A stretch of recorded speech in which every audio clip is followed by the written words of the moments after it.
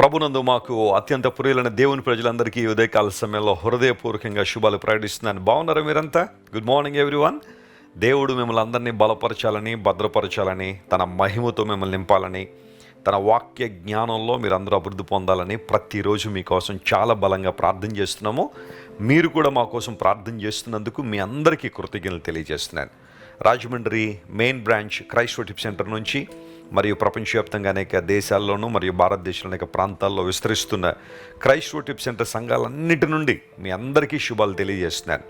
దేవుని మహాకృపను బట్టి దేవుని సువార్తను అనేక విధానాలుగా అనేక మందికి చేరవేయడానికి ప్రభు ప్రతిరోజు మాకు కృపను విస్తరింపజేస్తున్నారు. అందులో మీరు చేస్తున్న ప్రార్థనలు బట్టి, మీలో చాలామంది మీరు ఇస్తున్న సహకారాన్ని బట్టి మీకు కూడా కృతజ్ఞతలు తెలియజేస్తున్నాను. ప్రతి ఉదయాన్నే లేచిన తర్వాత ప్రార్థన చేసుకుని దేవుని వాక్యాన్ని పఠించిన తర్వాత మనకు వాగ్దాన సందేశాన్ని వింటున్నాం. ఈ వాగ్దాన సందేశాల ద్వారా మీరు అందరూ కూడా ఆత్మలో బలపడాలని, దీవించబడాలని మనస్ఫూర్తిగా ఆశిస్తున్నాను. ఈరోజు వాగ్దానం కోసం పరిశుద్ధ గ్రంథం తెరిచి ఇర్మియా గ్రంథం 12వ అధ్యాయం 16వ వచనాన్ని చదువుకుందామా? The book of Jeremiah chapter 12 and verse 16. బయలు తోడని ప్రమాణము చేయుట వారు నా ప్రజలకు నేర్పినట్టుగా యెహోవా జీవము తోడని నా నామమును బట్టి ప్రమాణము చేయుటకై తాము నా ప్రజల మార్గములను జాగ్రత్తగా నేర్చుకుని ఎడల వారు నా ప్రజల మధ్య వర్ధిల్లుదురు. వారు వర్ధిల్లుతారు. ఎవరు? దేవుడు వారిని వర్ధిల్లింపజేస్తారట. ఇర్మియా గ్రంథం జాగ్రత్తగా మనం చదువుతూ ఉంటే దేవుని ప్రజలు బబులోను అనే ప్రాంతానికి చెరగొనబోయే పరిస్థితులను దేవుడు వివరిస్తున్నాడు. దేవుని ప్రజలకు అవిధేయత, వారి అపరాధమును బట్టి దేవుడు వారిని శిక్షించాలని ఆయన నిర్ణయించుకున్నాడు. దాన్ని చాస్టైజ్మెంట్ అంటాం కదా, సరిచేయడం, క్రమపరచడం. చూడండి, మన పిల్లలు ఏదైనా తప్పు చేశారనుకోండి, వారిని క్రమపరుస్తాం. నిజంగా ప్రేమ ఉన్న తల్లిదండ్రులు తప్పు చేసిన బిడ్డలను ఏదో ఒక విధానంలో క్రమపరచడానికి ప్రయత్నం చేస్తారు కదా. దేవుడు కూడా తన ప్రజలను క్రమపరచాలనుకున్నాడు. అందుకుగాను బబులోనీయులను దేవుడు వాడుకున్నాడు. మీకు విషయం తెలుసా? బైబిల్ మనం చదువుతున్నప్పుడు కొన్నిసార్లు దేవుడు తన ప్రజలను క్రమపరచడానికి చుట్టుపక్కల ఉన్న అన్య రాజులను లేదా అన్య దేశంలో ఉన్న ప్రజలను దేవుడు వాడుకున్నాడు, దేవుని ప్రజలను క్రమపరచడానికి. ఈ విషయాన్ని గుర్తుపెట్టుకోవాలి. అలా అని చెప్పి వారేదో మంచోళ్ళనో, వారేదో గొప్పవారనో, లేదా వారు చాలా దేవునికి ప్రయోజనకరమనో కాదు కదా. తన ప్రజలను క్రమపరచడానికి దేవుడు కొంతమందిని దేవుడు ఉపయోగించుకున్నాడు. బబులోనీయులను కూడా దేవుడు అలాగే వాడుకున్నాడు. అయితే బబులోనీయులను దేవుడు ఏమన్నాడంటే, పై వచనాలు మనం చదివితే వారు దుష్టులే, దుష్టులకు నా పొరుగువారు అనే మాట అక్కడ వాడాడు. అయితే ఈ 16వ వచనం దగ్గరికి వచ్చేసరికి మనం చదువుతున్న మాట ఏంటంటే, బబులోను దేశంలోనికి దేవుని ప్రజలు వెళ్ళినప్పుడట వారు దేవుని ప్రజలను బయలు వైపు త్రిప్పారట. బయలు పేరట ప్రమాణం చేయించి బయలు మార్గములు నేర్పించినప్పుడు ప్రజలు చాలామంది దారి తొలగిపోయారు. అయితే ఇప్పుడు ఏం జరుగుతుందంటే, కొంతమంది నిజ దేవుని వైపు తిరిగి దేవుని మార్గములను ఎవరైతే జాగ్రత్తగా నేర్చుకుంటున్నారో, అంటే వారిని వర్ధిల్లింపజేస్తానని దేవుడు వాగ్దానం చేశాడు. ఎవరైనా సరే గమనించండి, దేవుడు పక్షపాతి కాడు. ఆయన ప్రతి ఒక్కరిని ప్రేమిస్తున్నాడు. ప్రతి ఒక్కరికి తన మార్గములను విశదపరిచాడు.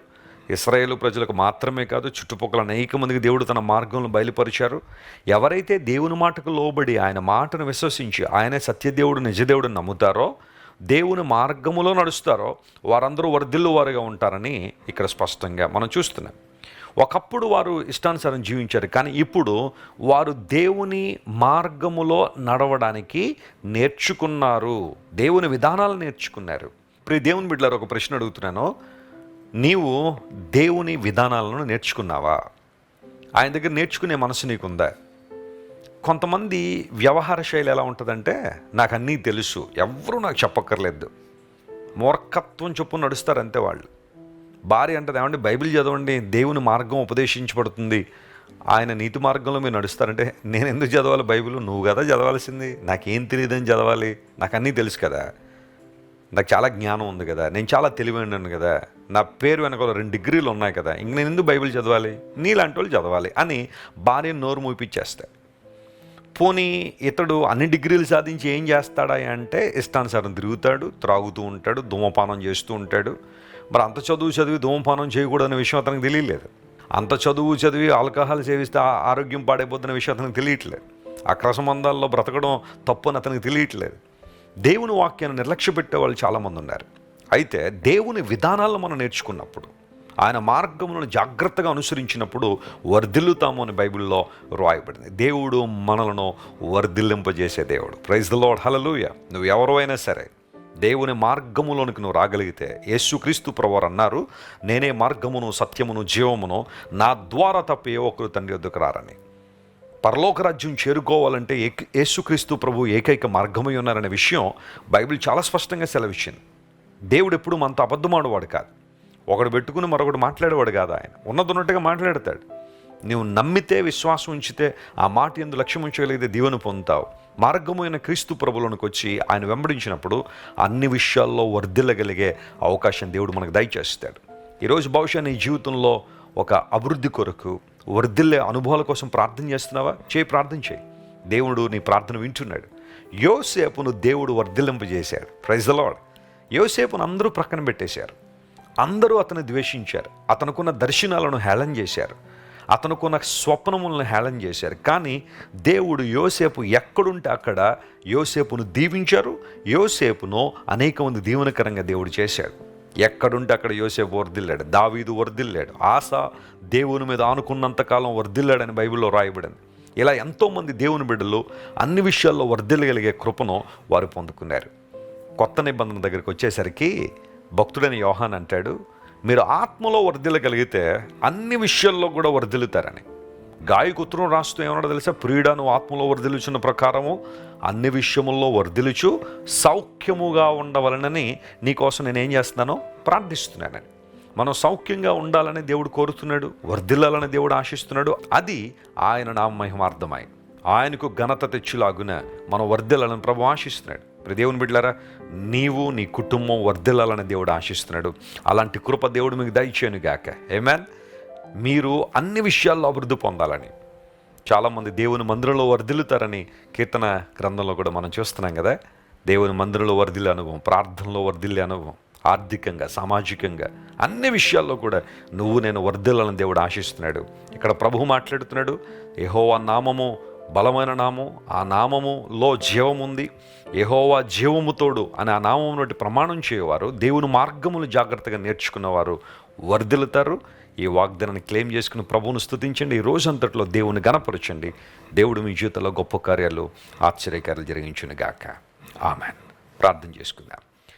ప్రేమగల తండ్రి, గొప్ప దేవానికి స్తోత్రాలు. నీ మంచితనాన్ని బట్టి నేను స్తుతిస్తున్నాము, నీ గొప్పతనాన్ని బట్టి నీకు వందనాలు. ఎవరైనా సరే ప్రపంచంలో నీ మార్గమును అనుసరించినప్పుడు, అయ్యా నీ మార్గములు నేర్చుకున్నప్పుడు వారు వర్ధిల్లుతారనే ఒక అద్భుతమైన విషయాన్ని ఈరోజు మా ముందుకు తీసుకొచ్చారు. నీకు స్తోత్రాలు. మా ప్రియులు ఎంతమంది అయితే తమ జీవితంలో అభివృద్ధి కొరకు, తమ జీవితంలో వర్ధిల్లే అనుభవాల కొరకు ప్రార్థన చేస్తున్నారో వాళ్ళందరినీ మీరు ముట్టండి ప్రభా, కనికరించండి, లేవనెత్తండి, నీ మహిమార్థం వాడుకోనండి. ఘనత మహిమ నీకే చెల్లిస్తూ అనారోగ్యంతో వారిని స్వస్థపరచండి, లేవనెత్తండి. యేసుక్రీస్తు నామం పేరట అడిగి వేడుకొనిచున్నాం తండ్రి. Amen, amen. God bless you dear friends. Have a wonderful day. Christ worship centre ఓ బలమైన సంఘ ఉద్యమం. కొన్ని సంవత్సరాల క్రితం కేవలం 2 ప్రారంభించబడిన పరిచర్య నేడు ప్రపంచవ్యాప్తంగా లక్షలాది మందిని ప్రభావితం చేయుచున్నది. వాక్య సంబంధమైన ఉద్యమంలో, పరిశుద్ధాత్మ సంరక్షణలో కొనసాగాలనుకునే ప్రతి ఒక్కరికి మా ప్రేమపూర్వక ఆహ్వానాన్ని అందిస్తున్నాము. రండి, ఆత్మతో సత్యముతో ప్రభువైన యేసుక్రీస్తును ఆరాధిద్దాం.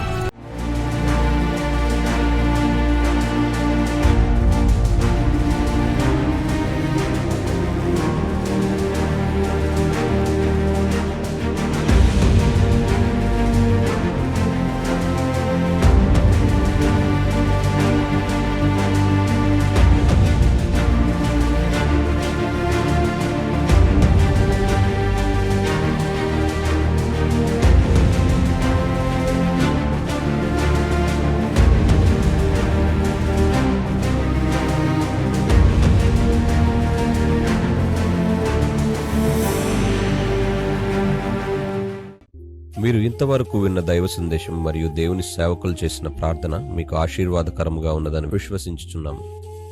ఈ సందేశాన్ని మీ స్నేహితులకు, బంధువులకు షేర్ చేయండి. మీకు ఏదైనా ప్రార్థన అవసరత ఉన్నచో మా ఫోన్ నంబర్లకు కాల్ చేయండి. దేవుడు మిమ్మల్ని ప్రేరేపిస్తే విశ్వాసంతో సాగుచున్న ఈ పరిచర్యను ప్రోత్సహించండి. మరిన్ని వర్తమానాలు పాటలు వినుటకు జాన్ వెస్లీ మినిస్ట్రీస్ అను మా యూట్యూబ్ ఛానల్ను సబ్స్క్రైబ్ చేసుకొనండి. ప్రభువైన యేసుక్రీస్తు కృప మీకు తోడైండును గాక.